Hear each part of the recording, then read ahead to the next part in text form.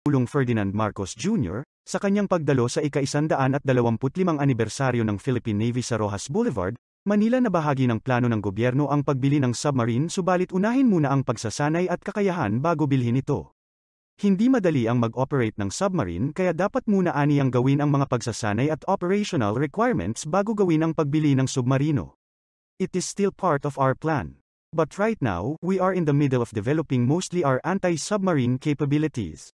So yun muna ang unahin natin, anang Pangulo. Sinabi ni Pangulong Ferdinand Marcos Jr., sa kanyang pagdalo sa ika-125 anibersaryo ng Philippine Navy sa Roxas Boulevard, Manila na bahagi ng plano ng gobyerno ang pagbili ng submarine subalit unahin muna ang pagsasanay at kakayahan bago bilhin ito. Hindi madali ang mag-operate ng submarine kaya dapat muna aniyang gawin ang mga pagsasanay at operational requirements bago gawin ang pagbili ng submarino. It is still part of our plan. But right now, we are in the middle of developing mostly our anti-submarine capabilities. So yun muna ang unahin natin, anang Pangulo.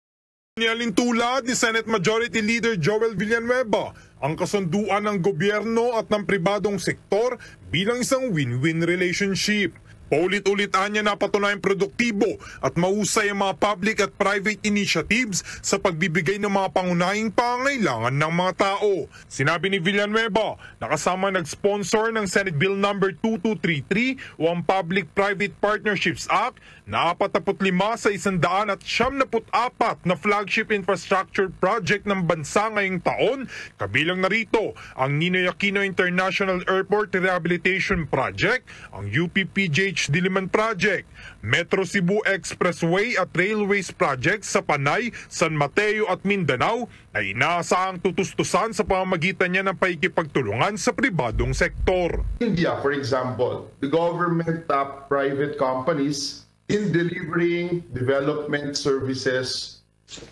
using ICT-based rural infrastructures. In Peru, companies providing public telecommunication services contributed 1% of their gross revenue to an investment fund for the provision of telephone service in rural localities.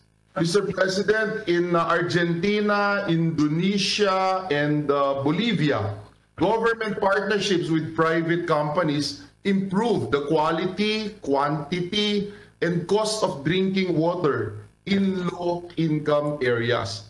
So, Mr. President, clearly, PPP empowers our capacity to mobilize private resources, specifically in financing constructions, operations, and maintenance of infrastructure development projects. Samantala, sinabi rin ni Revilla na ang public-private partnerships ay makatutulong sa pag-unlad ng bansa. Gamit talaga natin pang-patrolya hindi lamang sa West Philippine Sea, kung hindi dun sa civil defense. Kagaya ngayon, ang aming pinag-uusapan at pinaghahandaan ay yung bagyo.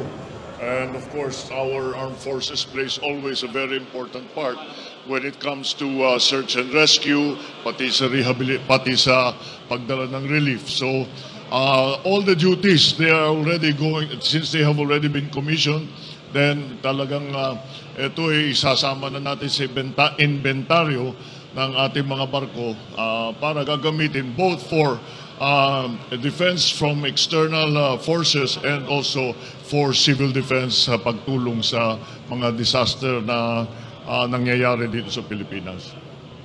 Thank you, sir. Vince Lopez, Manila Standard. Sir, good morning po. Good morning. Our Asian neighbor countries are gearing up their navies,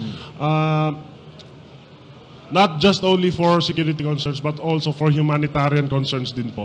Will you do this po, sir, sa ating Philippine Navy? We're already doing it. Kaya tayo nagpa-partner sa kanila.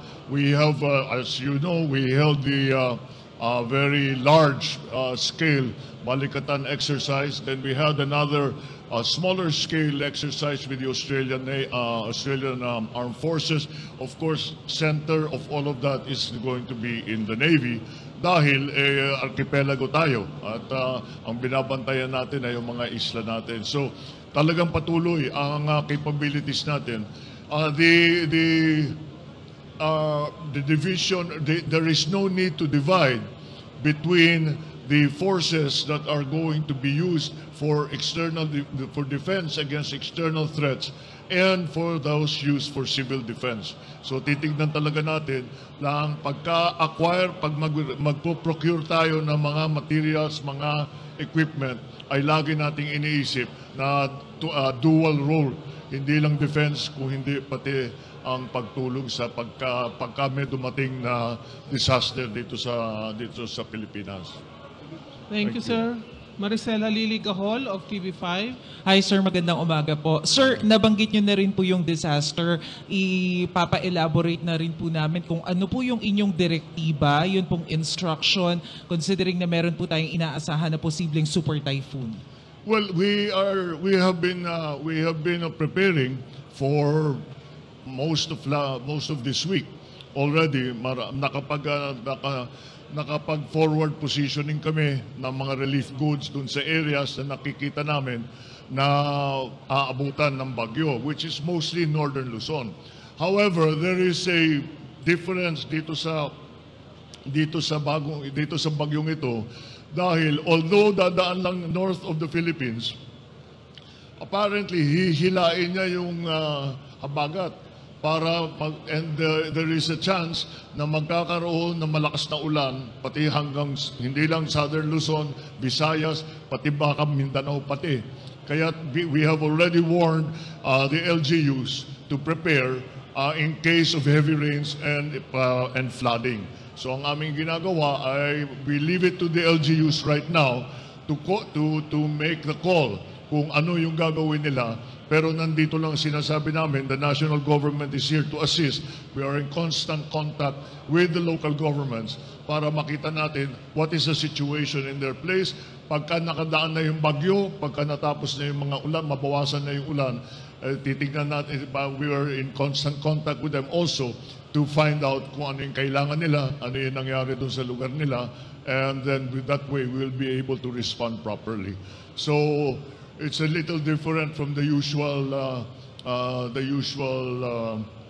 situation. Kung saan lang dumadaan yung bagyo, yun lang ang inaalala natin. Pero iba itong nangyari dito kasi malakas yung typhoon. So humihila siya ng mga weather pattern pumapasok dito sa Pilipinas. So that's what we're looking out for. Thank you, sir. Bettina Unite of Manila Bulletin. Good morning, sir. Good morning. Sir, is there a plan po to acquire a submarine for the Philippines? Is there a plan po to acquire a submarine for the Philippines? And if yes, Yes. po, any progress po? There is a plan, but it's still being developed dahil ang commitment para mag-operate ng submarine is not a small commitment. It is a very large commitment because the training that is involved, the equipment that is involved, and the operational requirements that are involved are quite significant. So it is still part of our plan, but right now we are in the middle of developing mostly our anti-submarine capabilities. So yun ang unahin natin, and then hopefully when the time comes and the conditions are agreeable, then we might be able to acquire those submarines. Marami tayong offer from different countries, not only to acquire submarines but also to build them here in the Philippines. So yun ang tinitignan natin ngayon, dahil malaking bagay yun if they are built here. And we can actually build submarines here and provide those submarines to other countries, then that's another source of jobs and of income and increased capability for our Navy. Thank you, sir. Last question, Cresilin Catarong of SMNI. Sir, reaction lang po sa sa hirit po ng isang mambabatas na magpatupad po ng total deployment ban ng OFWs sa Kuwait. Yung sa Kuwait? Yes po. Well, magbaban tayo. I'm never very comfortable yung nagbaban na ganun. Dahil parang ang pag-ban, sinasabi mo forever na yan, hindi na pwede. Ang sinasabi, ang naging problema natin, tayong binan ng Kuwait. at ayaw na magpa-issue ng mga bagong visa. Ay hindi kami nagkakasundo dahil sinasabi nila may paglalabag daw tayo sa kanilang mga rules, wala namang kaming nakikita. Kaya yun ang naging sitwasyon. So we will just have to live with, but you know, I don't want to burn any bridges. Nasasabi, baka in the future, baka in a little while, a few months from now, a year from now, sasabihin, magbago ang sitwasyon, baka pwede pa tayo magpadala ulit ng mga ating workers sa Kuwait. Kaya I don't know, yung sometimes overreaction yung ban. Basta ban na lang tayo ng ban. Hindi naman tama. We have to react to the situation as it is. And I think the proper reaction is to take the decision of the Kuwaiti government to no longer issue new visas. Wala tayong magagawa. It's their country. Those are their rules. So we will just leave that issue open. And hopefully, we will continue to negotiate with them. We will continue to consult with them. At baka sakali, down the road, magbago ang sitwasyon. Maibalik ngayon ang ating mga workers, lalo na yung mga nabitin. There are about 800 na papunta na dapat sa Kuwait ay hindi na nakapunta dahil nga dito sa bagong ban. So hopefully, down the road, we will continue to work to improve that situation. Thank you, Mr. Sir. All right. Thank you, sir. Thank you. Good morning.